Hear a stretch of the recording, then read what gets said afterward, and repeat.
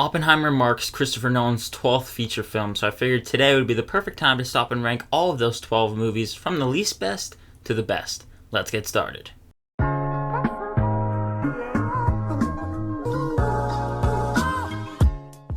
Welcome back to the channel. My name is Ben. On this channel, I love to talk about movies and TV, and if you also love to talk about movies and TV, consider hitting that like and subscribe button. Now, this ranking is going to be a little interesting because Christopher Nolan is not only one of the best directors working today, but in my opinion, one of the best directors of all time and one of my personal favorites. I don't think that he has a necessarily bad movie, and when you've made 12 movies, that's a pretty damn good record. Some, of course, aren't as good as others, but be sure to let me know down below in the comment section, how does your ranking compare to mine? How would you rank the Christopher Nolan movies? Our lists are most likely going to be different, but that's okay. But with all that being said, let's get started. In last place, my least favorite Christopher Nolan movie is Tenet. Christopher Nolan has made some very ambitious movies, but this might just be his most ambitious. It really feels like a James Bond movie. What if Christopher Nolan took on the role of directing a James Bond film? With his own spin on it, of course, in this case heavily influenced by time, how time works. And I thought this is just a really expensive mess of a movie. It's easily Nolan's most confusing movie, for the start at least. The first act is a snoozer, I found, and the dialogue is so dense that you have to be paying attention at all times, which I by no means necessarily think a bad thing. In fact, he's done that before in some of his other movies that we're going to talk about later on this list. But why that hurts Tenet is because I just don't care for the story. I'm never really invested in it. The characters are underdeveloped and their relationships with one another, which are key to the movie. They're essential to have a movie that feels successful when you especially want to care for the characters on screen. But because of this, I don't care for any of the characters, their outcomes. The ideas introduced are very cool, don't get me wrong, and how the action plays out, especially with some of it being backwards. Visually, those sequences looked very cool. In the end, though, I did just find it disappointing. And above that is one of Christopher Nolan's war films, Dunkirk. And right out of the gate, this movie immersed me into its bleak atmosphere, which of course makes sense because it's a movie set during war. You want your movies, when you're in the thick of the battlefield especially, to feel dark, and you want to feel how the characters are feeling, be put in their positions. And Dunkirk does a great job at putting you in the positions of the characters. For a lot of it, you feel like you're on the battlefield. It's intense. You might have felt like you were with the characters, but in terms of the characters and their development, there's not much of it at all. The characters are pretty thin. I also thought that the story was messy with its 3 different storylines that of course do tie in later on in the movie, but going back and forth, I could never fully get invested. I do feel like subsequent viewings could make me enjoy this one more. I know that a lot of people have this one higher up on their Nolan rankings, but I personally felt that there wasn't much payoff by the end of it, and so it feels like a movie that definitely had a lot going for it. And I can see a truly interesting movie inside of this one, but it never really fully came together for me. And then we have a movie that I thought I was going to love for the longest time, but after having finally seen it, I didn't love it. That was Insomnia.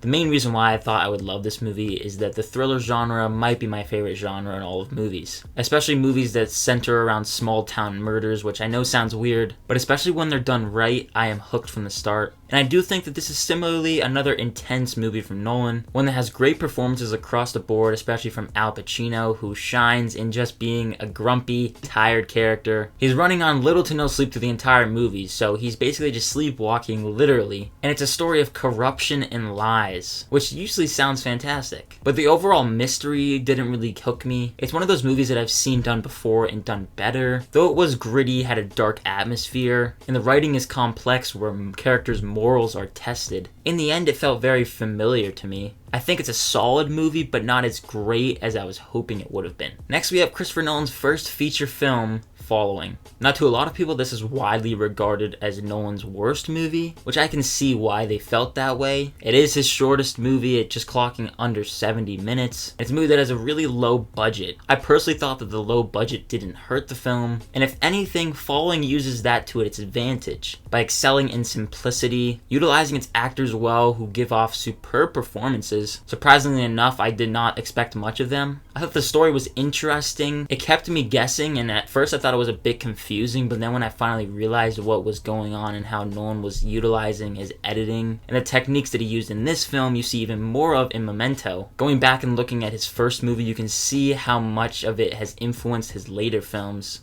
I just admire it for being an inspiring first feature film, one that I find really solid. It basically is a student film of sorts. They filmed it over a year, and with this movie, Nolan and a bunch of his friends just used their free time to make a movie. It obviously could have been longer, has a couple loose ends, but the final couple minutes for me showcase just how good of a manipulative thriller I thought this was. In 8th place, Christopher Nolan's first Batman movie, Batman Begins. This was of course the start of one of the best movie trilogies of all time, probably the best comic book movie trilogy. Batman Begins is about standing up for what you believe in, and I just thought it was so much fun to see how Batman became really Batman. The city of Gotham is so well fleshed out. It's a character in and of itself. You also get the best of both worlds with Christian Bale as, of course, Bruce Wayne and Batman. He is great in both positions, menacing and intimidating as Batman and charming and funny as Bruce Wayne. I do think it's a great origin story, but held back a couple notches because of one, the relationship between Bruce and Rachel here is a bit lackluster.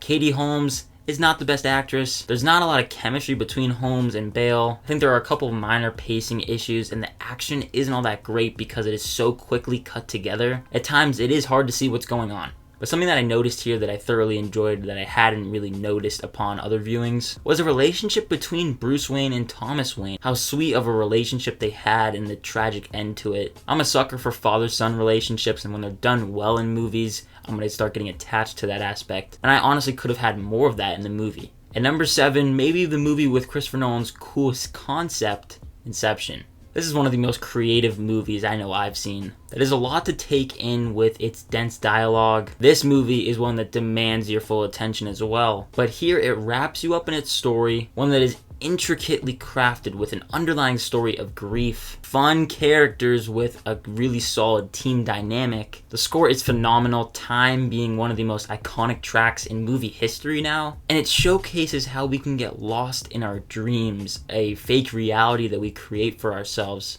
By the end of the movie, I do think that he is in a dream. Inception is one of the most controversial movie endings for sure. What do you think happened at the end? Why this one is held back a little bit for me though, is that it's a movie that I have to be like in the mood to watch. It might not be the best late night watch because you again have to give it your full attention with the exposition dumps galore. I think the main relationship between Leonardo DiCaprio and Marion Cotillard, that's definitely a bit lackluster, and there is zero chemistry to be found between the two actors. I understand why so many adore this movie. So many people have it as 5 out of 5, masterpiece, some people claim it to be. I do think it's a terrific film, just not one that in the grand scheme of things is higher up in my Nolan ranking. Above that at number 6 is The Prestige. One of the true things that Christopher Nolan is great at creating from the start of his movies is that atmosphere, and here there's an underlying sense of dread throughout. It is a period piece, and the set design and costume design is superb. And because of that, you almost feel transported back to this time period. This is a tale of greed,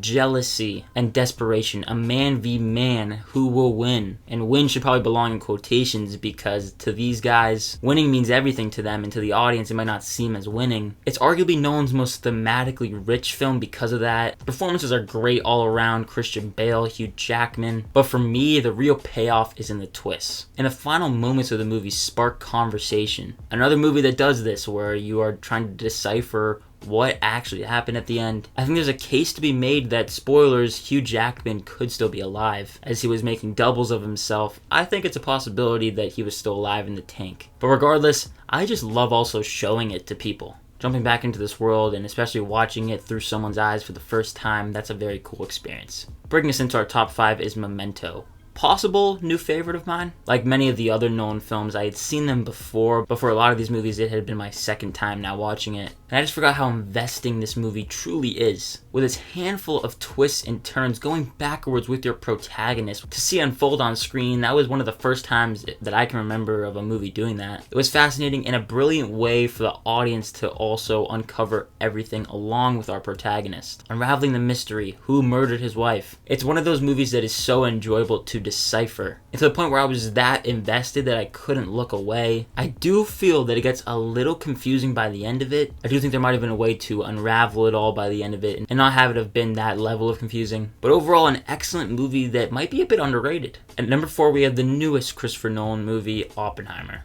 Now, if you want to hear my full, in-depth thoughts on this movie, I'll leave my review linked right up above. But it was definitely tricky trying to figure out where this movie was going to rank amongst the other movies. I went back and forth on if this one was better than Memento or not, but at the end of the day, it's a movie that I feel lingers on longer than Memento, or any of the other prior movies that I talked about on this list. It's a captivating, period piece epic of a movie. Hear the building sense of terror throughout. Hooked me from the beginning. It's also fast-paced, but I do feel that at the 3-hour long runtime, you can feel that length. There's a lot of story here, and it's very much so a 3-hour talking drama. And some of you might come for the explosion sequence, and that explosion sequence is going to be remembered for years to come. Because of the ramifications that it brought onto the last hour of the movie, there are haunting and terrifying moments. The final couple minutes I have not stopped thinking about since I've watched the movie. And it is an acting masterclass. Damn near an A+ movie. But at number 3, I have a movie that I've never totally understood the amount of hate that it gets, The Dark Knight Rises. I find this to be a highly satisfying conclusion to, like I said, one of the best trilogies ever. Following up The Dark Knight was no easy task. And I think this movie can get a little bit messy, but it's a story of redemption. The themes hit home. It is dark, and this is also an epic. Another one of Nolan's most ambitious movies, but it all pays off for me. The cinematography is stunning. Michael Caine gives a brilliant performance that not a lot of people talk about. He probably has less than 20 minutes of screen time, but for the amount of screen time that he has, he chews up the scenery in every moment that he's in, to the point where I would have given him an Oscar nomination. At the end of the movie where he is apologizing to the Waynes at their graves, that is a devastating moment. I'm so sorry. I failed you. You trusted me, and I failed you. Tom Hardy following up Heath Ledger, that was a monumentally hard task, and he did an excellent job. A terrifying character. His voice alone just gets under your skin. I definitely could have had multiple movies with Joseph Gordon-Levitt. I think they had some more movies in store to do with him, but they just got lost for whatever reason and never got made, which I will always be a bit disappointed by. The rise sequence where Bruce is coming out of the cave, that is one of the most hype moments in movies. You just get riled up watching it, cheering on with these characters, hoping that Bruce can get himself out of this cave and go save the day. I understand the complaints with Bruce, especially in his arc throughout the movie. Some people find it repetitive. To me, I find it to be one of the best third movies in a trilogy, and one that does go a little overhated. But our runner-up is going to be Interstellar, a movie that I have had a bit of an interesting relationship with. And the reason why I say that is because on first viewing, I thought it was a really solid movie. I watched it a couple years back and didn't think much of it after watching it. I had always thought it to be a solid Nolan movie. But on this rewatch, it hit different. It's a devastating movie, one that hits me in the feels. A mesmerizing, utter achievement in filmmaking. It's incredibly profound, and it also gave me a newfound love for space. I have personally never seen 2001: A Space Odyssey. I know this movie takes a lot of influence from that one, so I think I'll enjoy that one. But it's just devastating. It made me question my existence. One of the most visually stunning movies that I can see, especially on 4K. The sound and all of it meshing together is wonderful. The wave sequence is one of my favorite sequences of the entire movie. It is unbelievable how intense that moment was. Matthew McConaughey gives the performance of a lifetime. Everyone thinks of the scene where he is just breaking down watching the videos, but seeing his journey throughout the movie, it is just one that I cannot believe how much I enjoyed. I find it insane how much I now love this movie. It has become one of my favorites. I can't imagine how much harder it'll hit, especially when you're a parent. The idea alone of Matthew McConaughey watching his daughter on her deathbed, and how she says to him no parent should have to see their child pass away. I'm getting chills just thinking about that moment. It's nearly 3 hours long, but I was transported into this world. A dying Earth that made me worry for a future that could be in store for us. Insightful, profound, I adore this movie. But coming in first place, the movie that was going to be very hard to top, as it is in my top 4 movies of all time, The Dark Knight.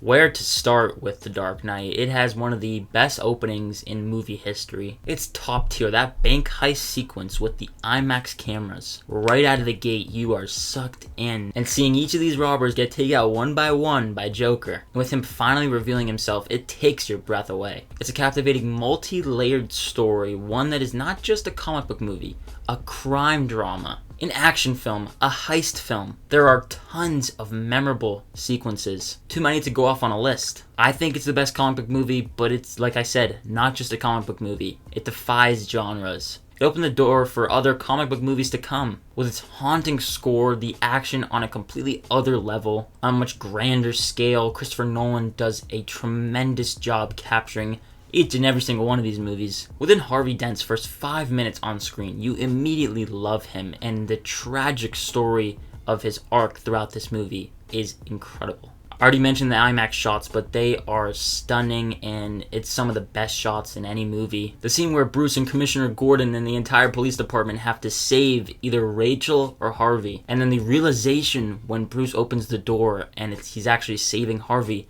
not Rachel. It is a devastating moment. One that just gives you chills. And speaking of giving you chills, how can you not talk about the performances, but specifically Heath Ledger? The iconic performance here that goes down as one of the best in cinematic history. He's unbelievably captivating. Anytime he's on screen, you are hooked. You are scared for our characters, but in a way, feel for him with his backstory. His actions are, of course, not justified. And also, a performance that I do find underrated is Aaron Eckhart as Harvey Dent. His performance, of course, does go overshadowed by Ledger, and that makes sense. But everyone in this movie, Christian Bale as well, they are all phenomenal. This is a top to bottom perfect movie. It had to come in at number 1. But that is it for my ranking of all of the 12 Christopher Nolan movies. Be sure to let me know down below in the comment section, how does your ranking compare? How would you rank the Christopher Nolan movies? Like I said, he's one of my favorite directors of all time, one of the best directors of all time, maybe the best working today. I want to thank you so much for watching this video, and again, if you did enjoy it, be sure to hit that like and subscribe button, as well as that notification bell so you don't miss any further videos. And as always, look forward to more videos and reviews coming soon. My name is Ben, people call me Meter, and I'll see you guys in the next one.